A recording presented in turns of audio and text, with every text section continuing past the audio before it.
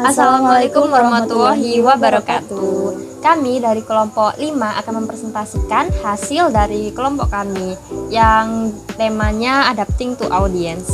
Yang beranggotakan saya sendiri Fatimah Zahro, Saya Alfiatus Zahro dengan NIM B012 B01219026. Ini dia. Relevansi. Masalah pertama yang Anda hadapi adalah menunjukkan relevansi atau menyesuaikan informasi dalam pidato sehingga audiens menganggapnya penting bagi mereka. Pendengar itu memperhatikan dan tertarik pada ide-ide yang memiliki dampak pribadi dan bosan ketika mereka tidak melihat bagaimana yang Anda katakan itu tidak berhubungan dengan mereka. Anda juga bisa membantu audiens untuk melihat bagaimana topik yang Anda bawakan itu relevan bagi mereka ketika Anda menunjukkan ketepatan waktu, kedekatan, dan dampak pribadi yang dimiliki ide dalam pidato Anda untuk audiens Anda. Nah, sekarang pembagiannya itu ada 3.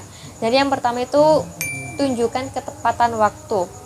Informasi memiliki ketepatan waktu ketika berguna sekarang atau dalam waktu yang dekat. Lalu yang kedua, tunjukkan kedekatan. Audiens lebih cenderung tertarik pada informasi memiliki kedekatan dengan mereka, yaitu relevan dengan ruang kehidupan pribadi mereka.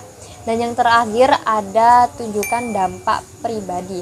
Ketika Anda menyajikan informasi tentang topik yang dapat memiliki dampak fisik, ekonomi, atau psikologis yang serius pada anggota audiens, mereka akan tertarik dengan apa yang Anda katakan. Lalu yang B ada disposisi audiens awal. Jadi, disposisi audiens awal adalah pengetahuan dan opini tentang topik Anda yang dimiliki pendengar Anda sebelum mereka mendengarkan Anda berbicara. Beradaptasi dengan disposisi audiens awal berarti membuat pidato yang memperhitungkan seberapa banyak audiens yang sudah tahu tentang topik Anda dan bagaimana sikap mereka terhadap topik tersebut. Lalu yang C itu ada dasar umum. Dasar umum ini terbagi lagi menjadi beberapa. Yang pertama ada gunakan kata ganti pribadi. Cara paling sederhana untuk membangun kesamaan adalah dengan menggunakan kata ganti orang menjadi kami. Lalu yang kedua itu ajukan pertanyaan retoris. Cara kedua untuk mengembangkan kesamaan adalah dengan mengajukan pertanyaan retoris. Pertanyaan yang diutarakan untuk merangsang respon mental daripada respon lisan yang sebenarnya di pihak audiens. Lalu yang ketiga ada menarik dari pengalaman umum. Cara ketiga untuk mengembangkan kesamaan adalah memilih dan menyajikan pengalaman pribadi, contoh dan ilustrasi yang mewujudkan kesamaan Anda dengan audiens. Yang keempat ada kredibilitas pembicara, merupakan keyakinan bahwa audiens itu menempatkan kebenaran dari apa yang dikatakan oleh pembicara.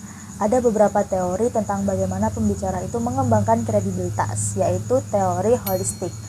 Nah, beberapa orang terkenal itu dikenal luas sebagai ahli di bidang tertentu dan telah terbukti dapat dipercaya dan disukai.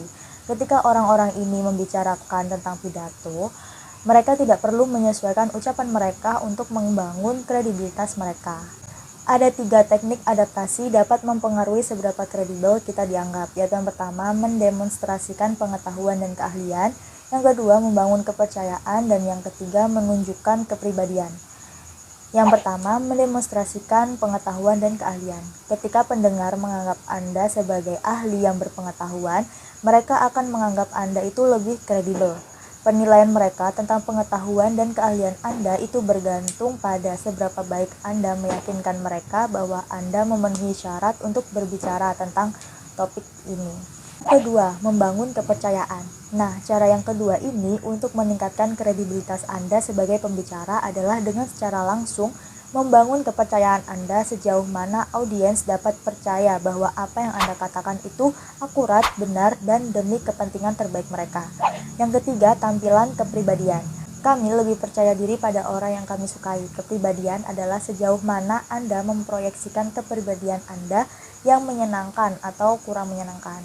Semakin pendengar Anda menyukai Anda, semakin besar kecenderungan mereka untuk mempercayai apa yang Anda katakan kepada mereka. Dari selanjutnya yaitu pemahaman dan retensi informasi. Meskipun analisis audiens itu membantu Anda memilih topik yang sesuai dengan tingkat pengetahuan audiens Anda saat ini, Anda masih perlu menyesuaikan informasi yang Anda sajikan sehingga anggota audiens itu dapat dengan mudah mengikuti apa yang Anda katakan dan mengingatnya saat Anda selesai. Nah, ada beberapa cara untuk meningkatkan Anda membangun kepercayaan diri. Yang pertama, daya tarik untuk berakam gaya belajar. Gaya belajar adalah cara yang disukai seseorang untuk menerima informasi. Seperti yang Anda harapkan, orang itu berbeda dalam cara mereka belajar. Jadi, sebagai pembicara, cobalah untuk menyajikan ide-ide Anda dengan cara yang menarik minat berbagai tipe pelajar. Yang kedua, mengorientasikan pendengar. Nah, ketika pendengar itu menjadi bingung atau melupakan informasi dasar, mereka itu pastinya kehilangan minat pada apa yang dikatakan. Nah, oleh karena itu, Anda akan ingin segera meninjau ide-ide dasar yang penting untuk memahami sebuah pidato. Ketiga, definisikan istilah-istilah kunci. Itu memiliki banyak arti, jadi Anda harus memastikan pemahaman audiens tentang ide-ide dengan mendefinisikan istilah kunci yang mungkin asing bagi mereka atau penting untuk memahami pidato Anda. Nah, cara ini termasuk sangatlah penting ketika Anda menggunakan kata-kata yang sudah dikenal, yang artinya telah diubah secara umum. Keempat, yaitu mengilustrasikan konsep baru dengan contoh. Anda akan lebih mudah beradaptasi dengan gaya belajar yang berbeda jika ketika Anda meneliti topik Anda mencari materi yang dapat menarik untuk ditonton dan dilakukan, dirasakan, dan dipikirkan. Kelima, personalisasi informasi.